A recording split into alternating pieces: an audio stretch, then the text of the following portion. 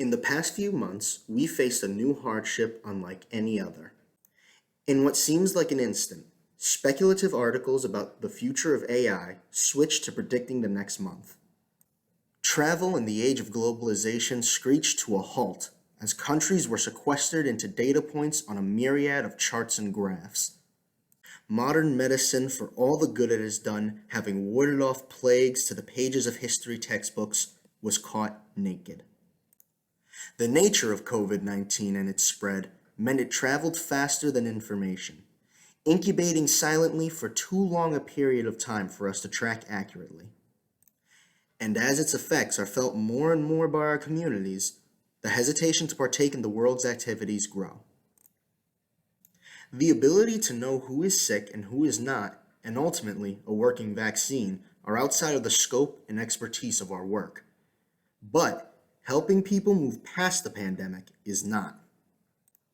Today, we will present an idea that, when paired with the other advances the world has made in the interest of public safety, will help people feel as safe as they once did. Not a new idea, thermochromic pigments are often used on aquarium thermometers and mood rings, but we intend to use them for an arguably noble purpose. Using a thermochromic pigment that changes temperature at 100.4 degrees Fahrenheit, this compound can easily be applied to any item that would be close to the skin, allowing for detection of temperatures in excess of 100.4 degrees Fahrenheit.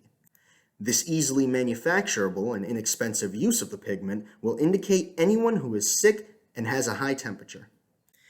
If in widespread use, the easily seen and readily apparent indicators will constantly remind everyone that they are surrounded by people taking the precautions necessary to keep those around them safe.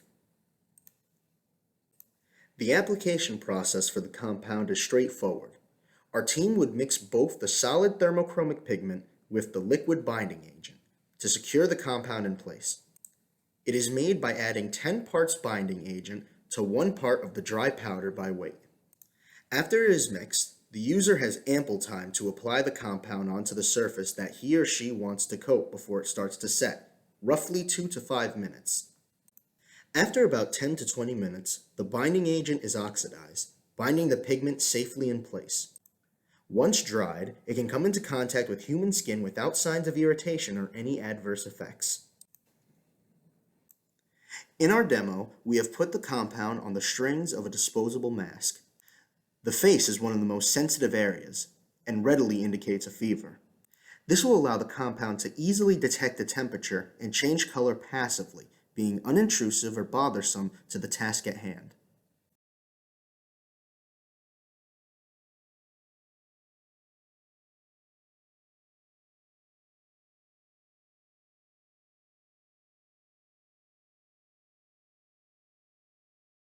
In our second iteration of developing a use for the product, we have used the compound to cover an ear saver. To avoid irritation of the ears, ear savers are used to hold the face mask to a person's face without having to use the straps. This was chosen as our second test because ear savers could possibly be used multiple times instead of a single-use mask. With a margin of error of 2 degrees, this method isn't a guaranteed detection method on its own, but we can proudly say that it is yet another way we can look out for each other and focus on what matters most.